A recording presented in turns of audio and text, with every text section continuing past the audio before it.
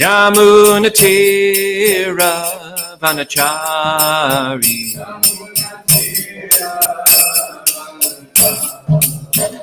Jaya Radha Madhava Kunja Vihari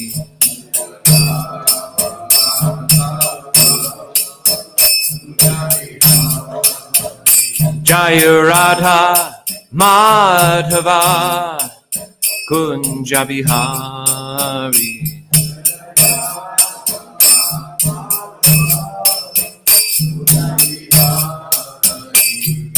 Gopi Janavalabha Giri Varadari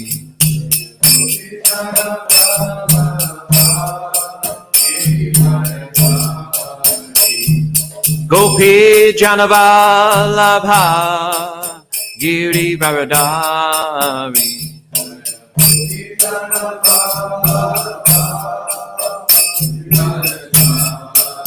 Yashodanandana Raja Janaranjana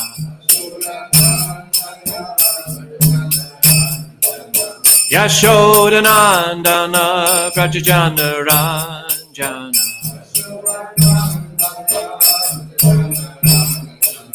Yamuna Tira Vanachari Yamuna Tira Vanachari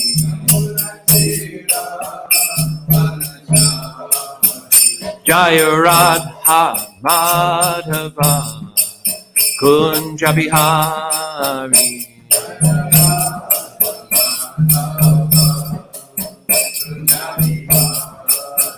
Jaya Radha Madhava Kunja Vihari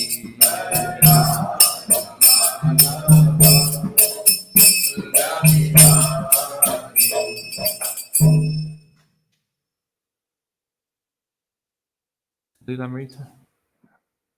So reading from Lilamrita, Srila Prabhupada Lilamrita Volume 6, Uniting Two Worlds. And reading Chant Hare Krishna and Fight, continuing from there.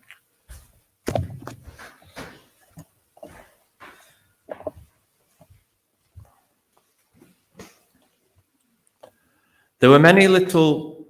Srila Prabhupada picked the glass up and drank. "You are serving me so nicely," he said quietly. "I am always chastising you." We read this yesterday. When one gets old, he becomes short-tempered. Gopinath had not felt bad about the reprimand, but on these humble words from Srila Prabhupada, he felt terrible. Gopinath became so emotional that he could hardly speak. Yet he managed in a choked voice to say, "Please, Srila Prabhupada, don't speak like that. I make mistakes, and if you don't correct them, then who will?" There were many little personal exchanges like this between Srila Prabhupada and his assistants, but sometimes he would be more silent and inward than they had ever seen him before. He would spend time chanting and reading, and only on special occasions would he see a guest. Srila Prabhupada agreed to an interview with Mr. Koshi, assistant editor for the Current magazine. Mr. Koshi's approach was not reverent but provocative in search of a lively interview. Prabhupada was interested in speaking to many people through a magazine article, but he had no interest in flattering the editor or in compromising, especially of late, as at the Bombay Pandal, Prabhupada was speaking in the most plain, direct words. Whoever approached him, he informed about Krishna and their illusion in not accepting Krishna. Mr. Goshi asked Prabhupada why he had been recognized first in countries other than India. "Because they, Indians, are so poor that they cannot purchase diamond," said Srila Prabhupada. "But diamond must be there. They are so poor-hearted. Their education has been so poorly given that they cannot understand." "Poorly given?" asked Mr. Goshi. "Yes," replied Prabhupada. They are teaching, you are this body. Jump like cats and dogs. That's all. What is nationalism? It is, you are this body. Jump like cats and dogs. As a group of cows gathered together, caw, caw, caw. That has been taught. Shri Shri Koda Nitai Maya Prashashi Ki Jai. Shri Tulsinath Maharaj Ki Jai. Shri Giridhara Lal Ki Jai. Shri Nishingadev Bhagavan Ki Jai. That has been taught. Make a group and crow. But you don't find this word nationalism in the Bhagavad Gita. These are all borrowed words. So what is your alternative? Asked Mr. Goshi. We are preaching internationalism, said Prabhupada. Everyone welcome. Come to Krishna consciousness. Here is Christian, Hindu. Here is African, Mohammedan, everything. That is real United Nations. If they were thinking that I am American, then why are they after a poor Indian man?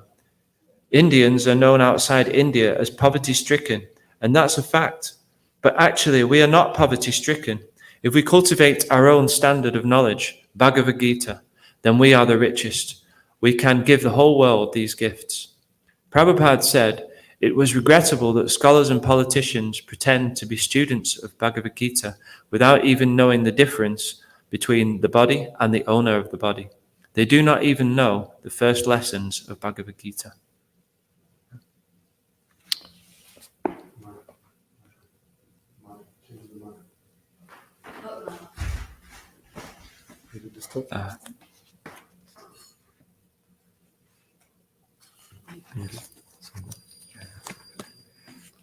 Srila Prabhupada Ki Jai.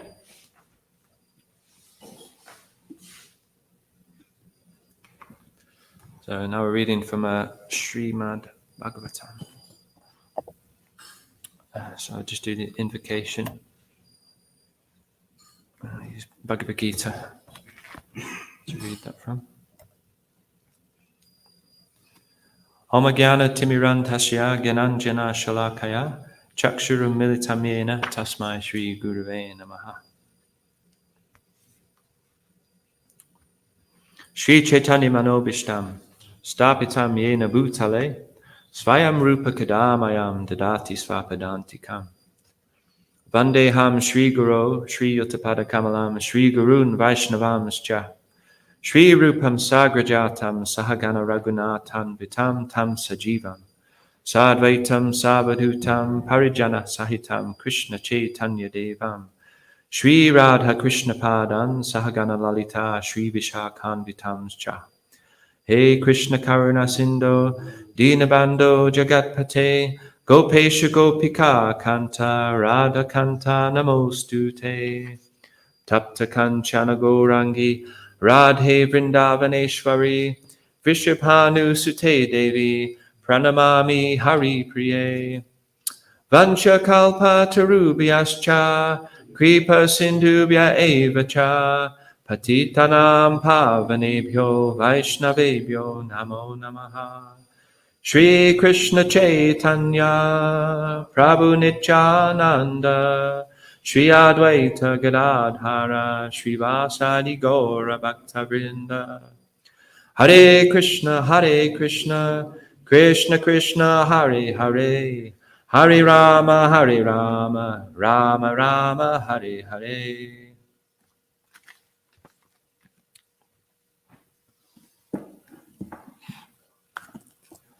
So reading Srimad Bhagavatam, first canto, chapter 1, and I've chose to do text 19.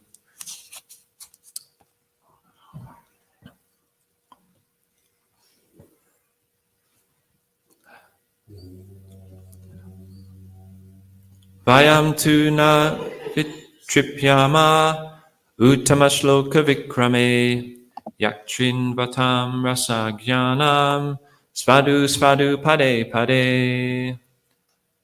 Vayam tu na vitripyama uttamashloka vikrame yaktrin vatam rasa jnanam Svadhu svadhu pade pade.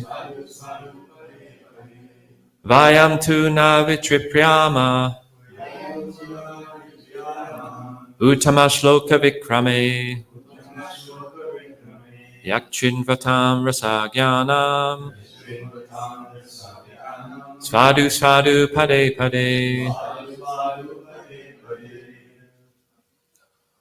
Vayam tu na vitripyama. Uttama shloka vikrame. Yakchinvatam rasagyanam. Svadhu svadhu pade pade.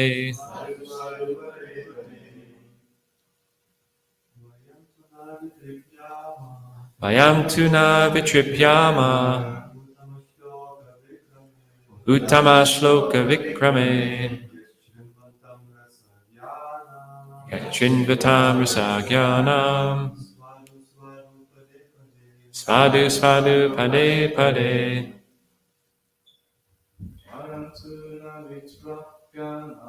Vayam tu na vitripyama. Uttama shloka vikrame. Yachinvatam rasagyanam.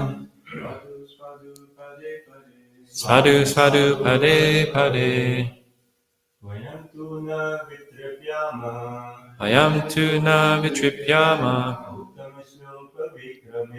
Uttama shloka vikrame. Yachinvatam rasagyanam. Svadhu svadhu pade pade. Vayam tu na vitripyama. Uttama shloka vikrame. Yachinvatam rasagyanam. Svadhu svadhu pade pade. Vayam tu na vitripyama. Uttama shloka vikrame. Yachinvatam rasagyanam. Svadhu svadhu pade pade. Vayam tu na vitripyama.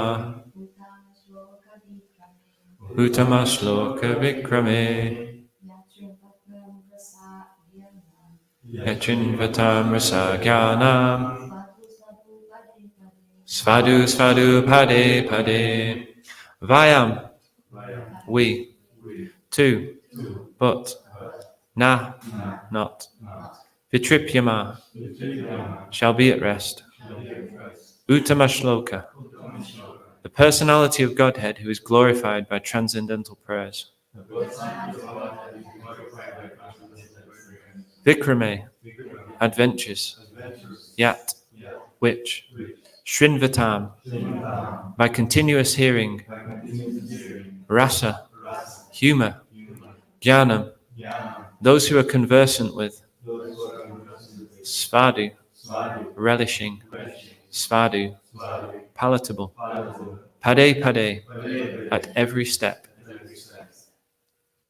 We never tire of hearing the transcendental pastimes of the personality of Godhead. I'll try that again. We never tire of hearing the transcendental pastimes of the personality of Godhead, who is glorified by hymns and prayers. Those who have developed a taste for transcendental relationships with him relish hearing of his pastimes at every moment. I'll read that again. We never tire of hearing the transcendental pastimes of the personality of Godhead, who is glorified by hymns and prayers. Those who have developed a taste for transcendental relationships with him relish hearing of his pastimes at every moment. Read together.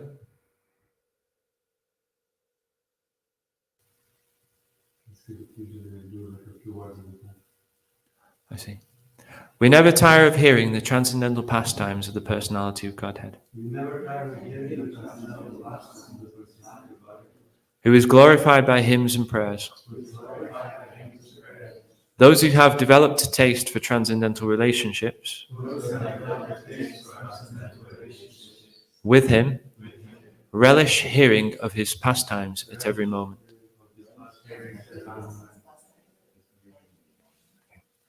We never tire of hearing the transcendental pastimes of the personality of Godhead, who is glorified by hymns and prayers. I'm not tired.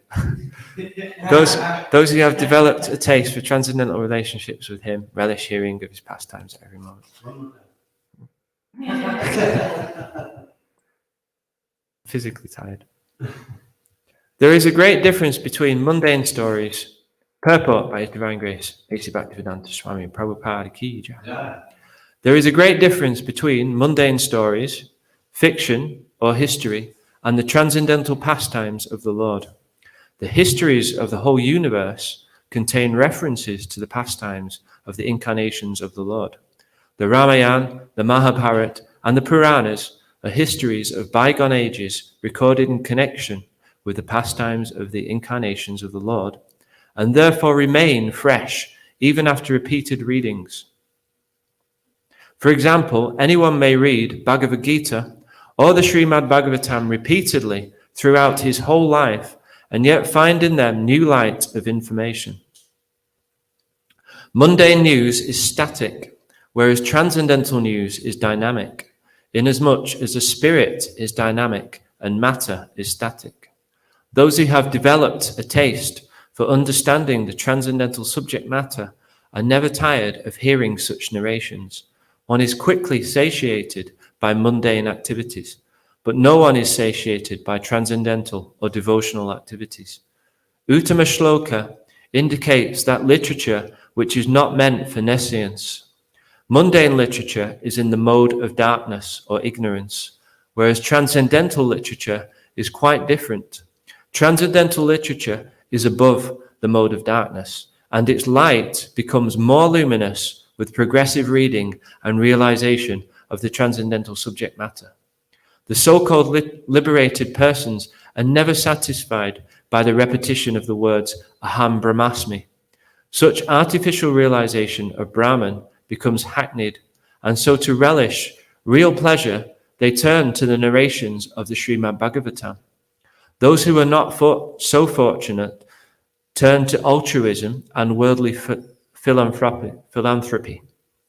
This means the Mayavadi philosophy is mundane, whereas the philosophy of Bhagavad Gita and Srimad Bhagavatam is transcendental.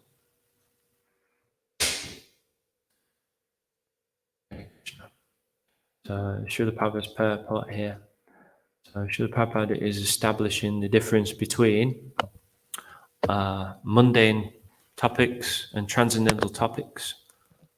As we were discussing in the last class which I gave, Srila Prabhupada was defining the difference between questions and answers of a mundane or relative category and questions and answers on an absolute platform relating to the soul and to its relationship with Krishna and to Krishna and his pastimes. So here a very similar theme is being outlined here, but we're talking directly about the pastimes of Krishna through the transcendental literatures, the stories of a transcendental nature in the Mahabharata, the Puranas and the Ramayana, and the mundane stories of fiction or histories of the world, which are half made up anyway, because we don't really know what's going on. My history teacher, he just made it up as he went along.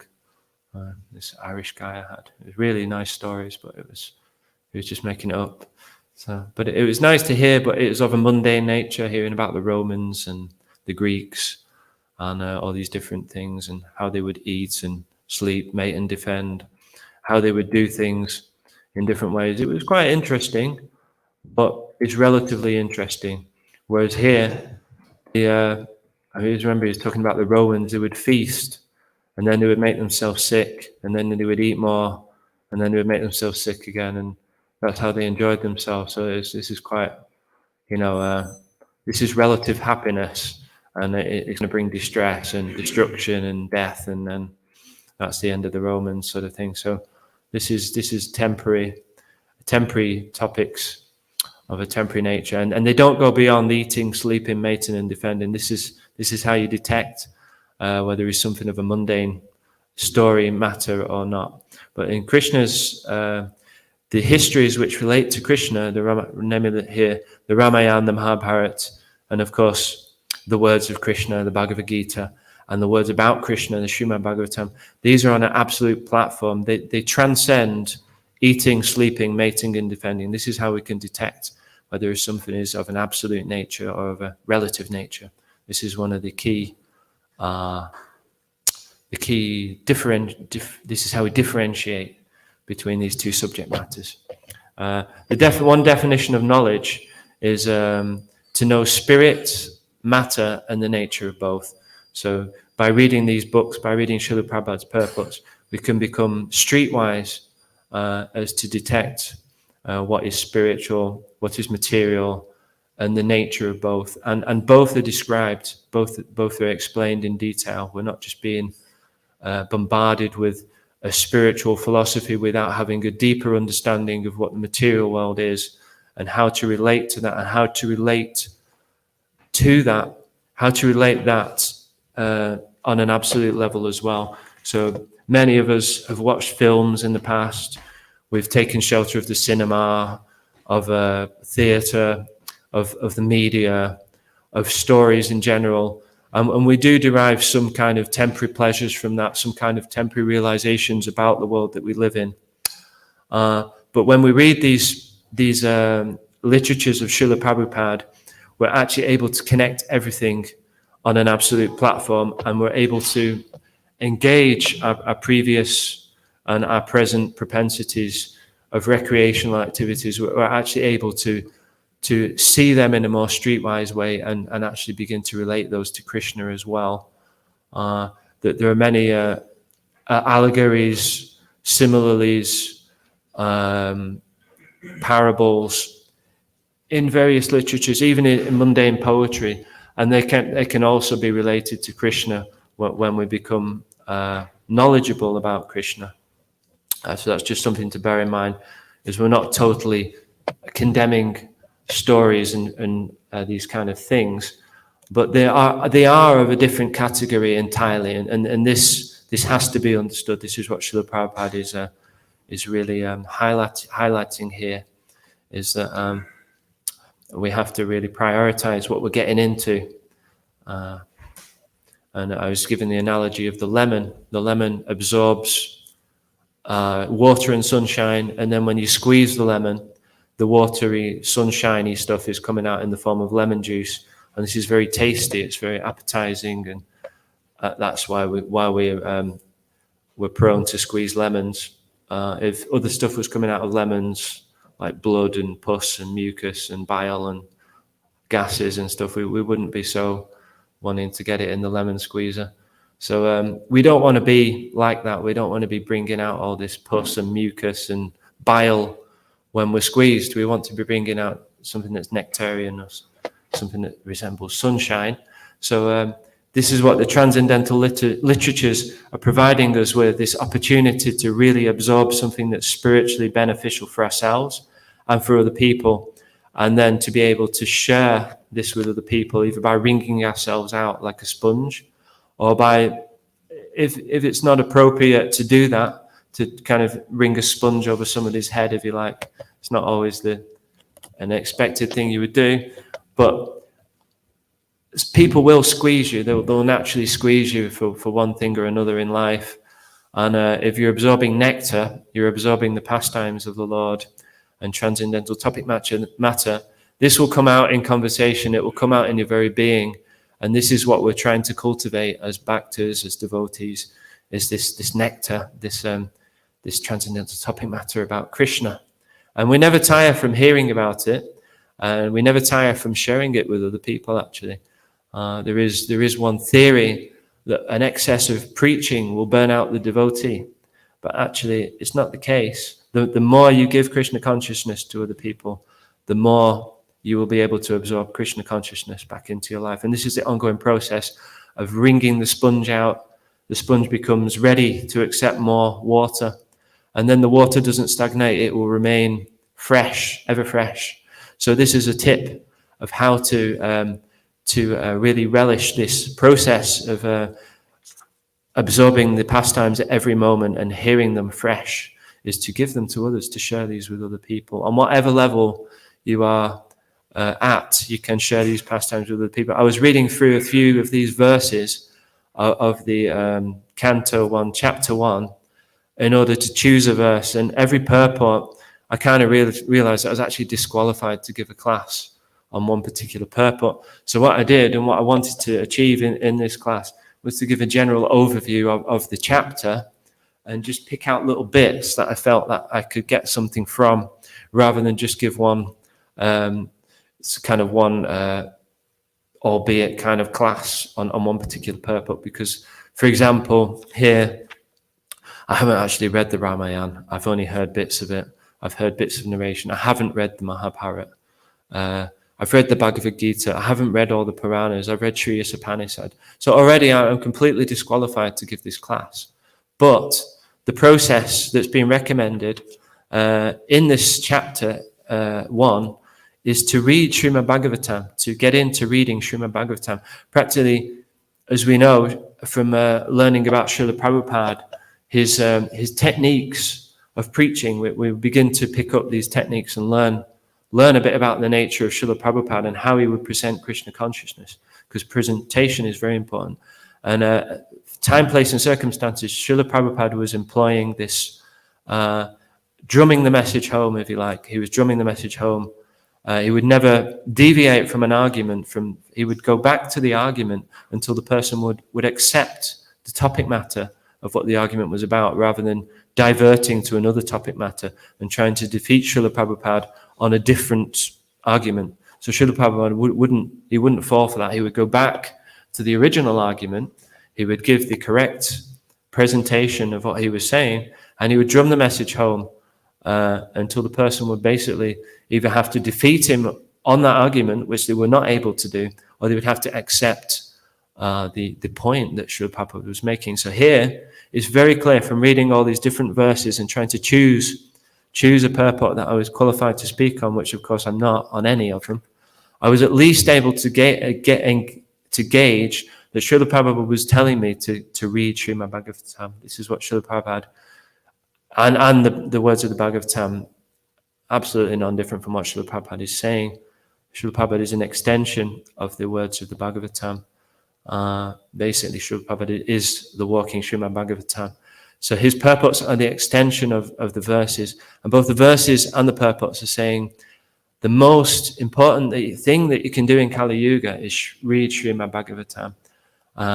And Bhagavad Gita. Bhagavad Gita is the preliminary study for Srimad Bhagavatam. And actually, in the verses just after the one that I've chose to read, and the purports, say text 21, yes, in the purport here, Lord Sri Chaitanya Mahaprabhu preached this system of Bhagavad Dharma, and he recommended that all those who were born in India should take the responsibility of broadcasting the messages of Lord Sri Krishna, primarily the message of Bhagavad Gita. And when one is well established in the teachings of Bhagavad Gita, he can take up the study of Srimad Bhagavatam for further enlightenment in self-realization. So this was Lord Sri Chaitanya Mahaprabhu's message for the Indian people at that time, and going onwards in the continuation of his many branches of the Gaudiya Vaishnavas. If he wanted everyone to take up the study of Bhagavad Gita and then the Srimad Bhagavatam and broadcast it to the world. And Srila Prabhupada extended that request to everyone all over the world to take part in this pastime of Lord Chaitanya. So Srila Prabhupada is also an extension of Lord Chaitanya's mission, as well as the Srimad Bhagavatam. So the Srimad Bhagavatam is being presented in this chapter 1 as the light for the darkness of Kali Yuga. Shri Shikoda Nitai Maya Pushashi Ki Jai. Shri Tosinath Maharaj Ki Jai. Shri Girid Harilal Ki Jai. Shri Nrsimhadev Bhagavan Ki Jai. Srila Prabhupada Ki Jai. So this is the light. The chapter 1 is presenting the Srimad Bhagavatam. It's discussing the sages, Sutta Goswami, headed by Sutta Goswami, and he's the qualified speaker there. He is the go-to qualified speaker. He represents the Parampara. He's presenting the Srimad Bhagavatam, which was previously spoken by Sukadeva Goswami to Parikshit Maharaj. Parikshit Maharaj is a saintly king who's given a week to live. He's been cursed. He's about to die. Rather than try to counteract the curse and go through the whole why me, he's accepted it. He's of a saintly quality. He's accepted this curse that he's going to die. So he's been bitten by a snake and he's got 7 days to live. And he's chosen to surrender to the purpose of life. He wants to know the goal of life. He wants to know about Krishna. He wants to know about himself on an absolute platform. He's given up all identification with temporary subject matter, and he's taken shelter of Sukadeva Goswami. So this is the origins of the Srimad Bhagavatam that we're reading from. It's a conversation, it's questions and answers of an absolute nature, and then it's represented, respoken in an even more sweeter way by Suta Goswami in a line of disciplic succession, and the questions and answers by the sages are there. And this is what we're reading about. We're reading this topic matter. And this was 5,000 years ago. And it was spoken for our welfare now and for the welfare of people in the future. And the sages were very considerate of our predicament living in the Kali Yuga, which is where we're situated now. The Kali Yuga is one of the 4 seasons that we go through, these 4 cycles, natural cycles, and they go around repeatedly. That's a cycle. And they're likened to the metals, the gold, the silver, the bronze, and the iron, and by the qualities and the natures. Also by the seasons, the summer, the spring, the autumn, and the winter. So unfortunately for us, we're in the winter age, the iron age. But it is our great fortune. Actually, the sages were praying that they could appear in this Kali Yuga. This was spoken on the brink of the Kali Yuga, just the end of the Dwapara Yuga, the Bronze Age, going into the Iron Age. So it was a pivotal point of change of season into the Kali Yuga season, the winter season. And that comes with its pros and cons. The pros are that the meditation process recommended for this age is made easier, much more easier. And the cons are that we're presented with an age that's full of faults. Our life duration is diminished. Our intelligence, our ability to understand spiritual subject matter is diminished. Our memories are diminished. Our physical capabilities are diminished. The ether is very thick and dense and material, and our subtle inklings are covered over. And it's very difficult to make spiritual progress. And quarrels and arguments, just at the slightest thing, they're very, they can just kick off at any moment. And as we were discussing yesterday, people are fighting over pennies, literally, and even in family members. And, so it's very bleak, it's very grim, and it's going to get worse. But still, the sages were praying they could be born in this age, because not only we're on the beginnings of Kali Yuga, we're in the beginnings of it, and then you can break that down into 4 seasons, 4 micro seasons. So we're in the summer of the winter age. We're in the beginning of it. We're in the golden age of the Iron Age. So there's still a great chance for us to make spiritual benefit. And there's a concession there given by Krishna himself, a concessional yoga process to make our lives easy in Kali Yuga, to make spiritual life very, very accessible for us. We've been given a great benediction that just by chanting Hare Krishna even once, we can make immense spiritual benefit.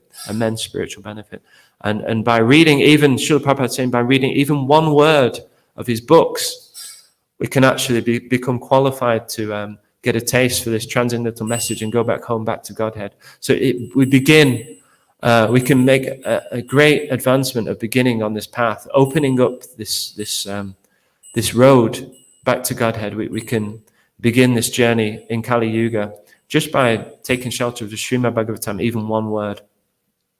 So I've begun to take shelter of this chapter. It's awakened my taste again to read Srimad Bhagavatam, just preparing for this class. I only prepared for it for like about half an hour.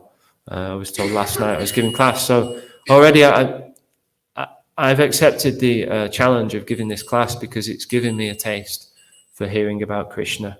So thank you for tolerating me, and thank you for allowing me to give this class, because it's giving me the opportunity to get light from the Srimad Bhagavatam in the Kali age as well. So this is what we want. We want to get free of the influence of Kali Yuga, and we can't do this artificially. The other processes are not going to work. Taking shelter of fiction and mundane topic matter, they're not going to give us the light that we're looking for. They may give us some relief, some temporary relief, but we'll have to return again back to being faced with reality. And the chapter 1 of Srimad Bhagavatam is a wake-up call. Srila Prabhupada is waking us up and shaking us up. Read Srimad Bhagavatam. This is what you want to be doing. There's not a lot else that's going to be effective. Even the Mayavadi philosophy is not going to take us anywhere. The best that we can get from realizing that we're spirit and not matter alone is that we're going to come to a platform of okay, what now? What now? So even the so-called greatest sort of staunch Mayavadis, they're looking for juice, they're looking for taste, and they're not getting it from just saying I am spirit. It just becomes I am this, I am that. It's mundane. It's like I am Muslim, I am Christian, I am Hindu, I am black, I am white, I am this, I am that, I am this football supporter, I like this, I like that. So this is as far as the Mayavadis are going to get, unfortunately. Okay, it's great. I am spirit, I am not the body. This is good. Aham Brahmasmi, this is okay. But it's a sticking point. It's like the last barrier. It's like a barrier of a material barrier is blocking them. I am this, I am that. And they're not going beyond this. So the Mayavadis that don't go beyond this I am business, they're going back into mundane topics of altruism and philanthropy, because that's the best they can get. That's the best they can do. And actually, Krishna recommends that if you can't surrender, then at least be philanthropic. Krishna does recommend that. So that's okay, but it is mundane. It is mundane. So the lucky Mayavadis, they're actually going to Srimad Bhagavatam to get some juice, to get some taste. They may not admit it. They may not admit that Krishna is God. They may not want to admit it due to envy. Basically, it's due to envy or due to some pride or hatred there. The Mayavadis are actually very envious and were warned against Mayavadis by Srila Prabhupada in many of his purports to Bhagavad Gita and many of his purports here and in Chaitanya Charitamrita. And Lord Chaitanya himself is preaching against the Mayavadis. So this is a common theme throughout Krishna consciousness, is we're not subscribing to Mayavadi philosophy at all. But the Mayavadis, they are subscribing to Srimad Bhagavatam in order to get some taste, in order to just keep themselves going. We have to take shelter of something. So we're either taking shelter of something mundane or something spiritual. And the lucky Mayavadis are going for the Srimad Bhagavatam, and they are actually getting some benefit, even though they won't admit it. And many religious leaders of great religions, many, I won't mention names of people or names of religions, but many of the well-known religions and many of the leaders of those religions, they're not going on beyond this Mayavadi philosophy.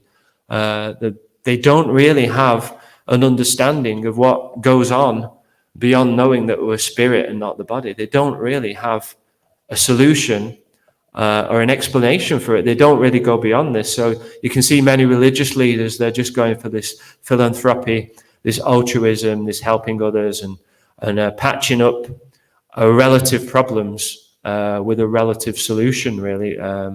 Just subscribe to this and you'll be okay. Just don't say I am to this, say I am to that, and everything's going to be okay. And we'll help you, we'll give you some free food and this, that, and the other, as long as you subscribe to our version of I am. So this is, as Srila Prabhupada was saying it in the purport to my last class 3 weeks ago, that religious topics, they're also of a relative nature. And unless we take shelter of this Srimad Bhagavatam, this is what Srila Prabhupada is boldly saying, that we have to read Srimad Bhagavatam in order to get some juice from these transcendental topic matters, these narrations of Krishna, of Krishna's pastimes. So going back to this purport that we're reading, we've kind of got stuck on this whole point that Srila Prabhupada is making here about the Mayavadi philosophy in this purport is mundane. And this is a proof because they're just going back to mundane topics. And the lucky ones, they're actually having to take shelter of Srimad Bhagavatam in order to get some taste. So the verse here is kind of, this verse is very nice. It's one to remember. Vayam tu na vitripyama uttama shloka vikrame yat trinvatam rasa gyanam svadu svadu pade pade. I can't pronounce Sanskrit, but somehow or other, even though I can't, it feels like it's rolling off the tongue a little bit. It does feel, it's taking me to a place beyond time and space. And that's really what we are looking for, is this kind of sanctuary beyond time and space. And this is what the spiritual master represents. This is what the spiritual master, our relationship with the spiritual master is beyond time and space. The spiritual master and his instructions are beyond time and space. And this really struck me. I was listening to His Holiness Indradyumna Maharaj. At the beginning of the lockdown, I was in the quarantine, coming into Karanabhav, and I had 2 weeks in the quarantine, and it was a bit more intense. And I was putting on the YouTube looking for some juice to get into because there wasn't a lot to do in this very luxurious white room. I felt like I was in a void a little bit. And I was looking for some juice, and Raghunath Prabhu provided me with the laptop and the Wi-Fi. So I tuned into some nectar online from His Holiness Indradyumna Maharaj about Krishna's pastimes. And what struck me, what really got me hooked, was he was saying that the spiritual master is beyond time and space. And it just struck me. I thought, wow, this is a guru here speaking, that I've really got to make use of this time during the lockdown. At the beginning of the lockdown, it was a very intense time. And all people actually were questioning, what should we be doing during this period? People are dying. There's threat of death. So what is the best use of our time? Because we don't know how long we've got. We don't know how long we've got, and we don't know what to do with ourselves because we can't go out. What sort of activity should we be doing? You know, what should we be getting into here? So this is a solution. Srimad Bhagavatam, beyond time and space. These verses are beyond time and space. We never tire of hearing the transcendental pastimes of the personality of Godhead. Those who have developed a taste for transcendental relationships with him, hearing of his pastimes at every moment. So this is what we should be doing. And how do we develop a taste for this subject matter beyond time and space? How do we do that? By the guru, who is beyond time and space. He has a taste already. So he's already done the hard work for us. He's already developed a taste. And by associating with him, by hearing from him, from a bona fide spiritual master who's in line of disciplic succession, through Srila Prabhupada, through the Shukadeva Goswami, through this line of disciplic succession, through Lord Chaitanya, who's representing this Bhagavatam. He's the walking Bhagavatam. He's given us the holy name, fully authorized, fully empowered, and fully backed up by Shastra, by the words of the Srimad Bhagavatam. He's giving us this process of chanting and hearing. But we need a connection. We need to develop a taste. And this is very hard to do on our own. So the spiritual master is that missing link, is that connection that we're looking for. And as soon as you tune into the spiritual master, you'll realize that associating with the spiritual master, it isn't something that you just queue up for and then you say, okay, when the time is right, I will take my vows, I will get into it, and then I'll surrender, and then I'll live happily ever after. It's not that there is a formal process in which we do that, and we're all Bhaktas, we're all aspiring, or we're all in that process. This is the formality of it. But the essence of it actually is that the spiritual master has always been our spiritual master, and he always will be our spiritual master. And as soon as you tune in, you'll realize this. You'll realize that actually this has always been the case. The taste has always been there. It's been covered over due to a disconnection, we get bad connection sometimes it buffers and it comes and it goes. And then the class is basically, for the people watching online, it's finished. And they've got to retune in and we've got to reboot and all that. We become completely disconnected. So that's all that's happened. The difference between me and, say, such and such Das Prabhu, is that I've been disconnected and he's connected. That's the only difference. The process is the same. The spiritual master is and the process and the taste is it's all there already. It's just we have to connect. And that goes for everyone. As soon as everyone connects with Srimad Bhagavatam through reading in this succession that we're being presented with here, even if they don't take the formal vows, as soon as they're reading the Srimad Bhagavatam, that connection is made, the taste is awakened, and then as they associate with advanced devotees, like His Holiness Indradyumna Maharaj, His Holiness Jayadvaita Maharaj, these are my kind of go-to sort of Shiksha gurus at the moment. They're Shiksha gurus at the moment. These are my go-to personalities where I get a taste and the realization for wanting to continue Krishna consciousness. So we have to look for the association, and we have to read the Srimad Bhagavatam, and we have to do it in this form that's being given us by Srila Prabhupada through the connection of the disciplic succession. And then maybe by Krishna's grace, we can also become a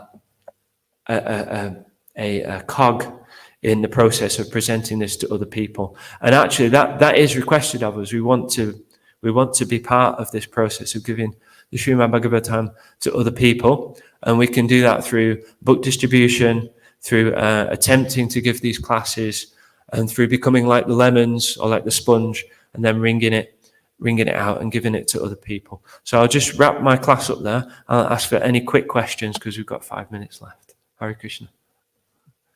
Any quick questions, please?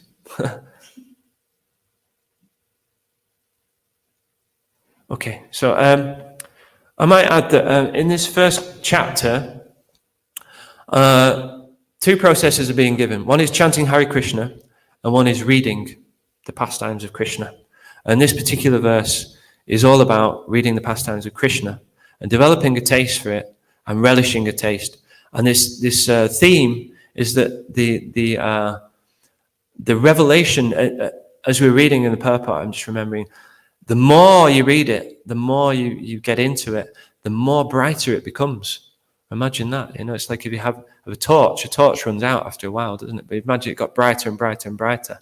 So what an amazing kind of sort of analogy, that a vision that is. It's actually given here. It becomes more luminous as you go, or like a shooting star, and then it goes. But with this, it just continues to get brighter and brighter and brighter.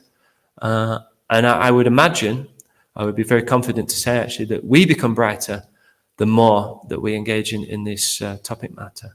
So this is something to aspire for, actually, is to become brighter and to it's ever deep. The Bhagavad Gita, I was listening to the narration the other day, and I thought, this is like a new book. I've never actually heard this book before. It's like a whole new, every time you read it, it's ever fresh. And Krishna's pastimes are like that. They're ever fresh. There's more. Even now, Indradyumna Maharaj is churning the nectar of Krishna's pastimes and going into details about what kind of sweets they were eating and how they were being prepared and shared, and all these different rasas, and it's just kind of opening up the Krishna book, and it's ever expanding book. There's so much more nectar. The more you read Srila Prabhupada's books, and the more you take shelter of Srila Prabhupada's disciples that are practicing and relishing, the more expanding it is. It's ever increasing. Yes. Could you expand just a tiny bit on transcendental relationships with Krishna? Transcendental relationships with Krishna. Yes, as those who develop a taste for transcendental relationships with him. Okay. Yeah. Well, yes, we all have a transcendental relationship with Krishna. We're experiencing it through a simulation of a kind of nightmarish, temporary situations. But Krishna's still there. He's still in the center. It still pivots around Krishna. Krishna's in the heart as a super soul. But this is our temporary identity. The reason why we're having all these temporary, hellish kind of, nightmarish kind of, Bhagavad Gita describes it as a cinema. It's like the topics of the material world are like, they all relate to Krishna, all the demigods, everything, every phenomenon in the material world. It does relate to Krishna, and it is Krishna's pastimes, but it's a lower version. It's an illusory version of the original pastimes. So we're like in the darkness. We're like in a cinema. We're engulfed in this kind of experience that's coming from the projector. The light is coming from the projector. The light is, you could say, the Brahma Jyoti, whatever, but it's coming from the projector, and the projector is the goings of the spiritual world. It's been projected into the material world in the material format. And this is our rasa, this is our relationship with Krishna, is in this kind of movie, if you like, this cinema experience. And that's a lower taste. This is what we're trying to give up, this lower experience, because it's just a very, very small sample of these different rasas and tastes we're experiencing in this kind of illusion. Whereas what's being described here is our relationship with Krishna and his pastimes directly. And when we read Krishna's pastimes as they are, and the nature of the spiritual world is much bigger than the material representation, what we're experiencing. Because we're getting some taste here, but the taste you're getting from the transcendental topics of Krishna, the reality, we're taking taste from illusion, but the reality, as Srila Prabhupada is saying, is the Srimad Bhagavatam is the reality, it's the wake-up call. So when we relish these relationships Krishna is having with the gopis, with the cowherd boys, with the mother Yashoda, with the parental relationships, with his friends, and with the demons as well. These are different relationships. They're all there. These pastimes are there in Krishna book, and then in Goloka Vrindavan, the eternal pastimes are there. We also become part of those pastimes. Actually, we are there. I remember I chanted 48 rounds one day, and I just got this vision that I was sat with Krishna and the cowherd boys I was taking prasadam at the time, and I was actually sat with Krishna and the cowherd boys taking prasadam, and after I chanted, obviously, and I was looking through my eyes like binoculars down at the prasadam, and I just got this sense that I wasn't in the body. This was like a simulation. I was actually with Krishna and the cowherd boys eating prasadam. And that was a very profound experience that only came after so much chanting. But this is the case. We're in the spiritual world, but we're spaced out. We're having a daydream, a space out. And we're having this wonderful kind of daydream full of nightmares and all kinds of stuff, because it appears to be temporary and separate from Krishna. But when we go back, we take shelter of the Bhagavatam. Of course, the Bhagavatam, basically, what is the Bhagavatam? Why am I being asked to read it? It's all about Krishna. It's all pastimes about Krishna. It leads up to the climax of the 10th canto is all Krishna and his relationships, his different relationships. But in order to get to that, we're reading about the different incarnations, and we're developing a sense of who Krishna really is. We're becoming qualified as we go and reading it of the position of Krishna. So the Krishna, it then allows Krishna to cover us over with a blanket of Yogamaya, where we're actually able to enter into intimate pastimes of Krishna without this awe and reverence of understanding Krishna as the Almighty. He's the origin of all Brahmas, of all universes, of all this. We need to understand this as preliminary, coming from the material world, so that we can break away from the illusion, and then we can enter into Krishna's pastimes through reading them in the 10th canto. And when we do, we are actually there. We are associates of Krishna. When we are there. And then, of course, we get reminded in the 12th canto, which is very similar to Canto 1. It's like a slap in the face. Come on, wake up. We're in Kali Yuga. Get into Krishna's pastimes. But we're given a darshan of Kali Yuga in these early verses of chapter 1, of how bad Kali Yuga is, as a wake-up call, so that we can get into these Krishna's pastimes and develop our own relationship with Krishna and begin to relish that. So whatever pastimes of Krishna we're relishing, that really is our relationship with Krishna. That's where we're at. once we get into it. Of course, the connection breaks and we forget, and then we remake the connection. And this is what we're doing on a daily basis. And this is the process of Vaidhi Bhakti, of faking it until you make it. We practice, we get reconnected for some time, we get a taste, and then throughout the day, the connection gets broken.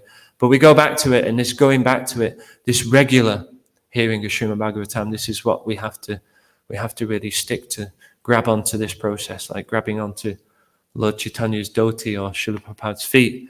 This is what we're doing when we regularly come back to reading the Srimad Bhagavatam, and this is what we can't really ask for anymore in Kali Yuga. So this is the process. Always come back to the Bhagavatam, and then relish these pastimes, and then from there, whatever you have a taste for, don't be shy of it. This is your eternal connection with Krishna, and go with that.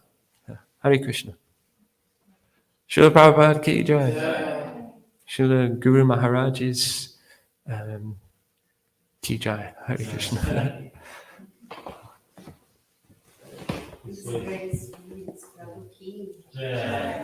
Srimad Bhagavatam ki jai.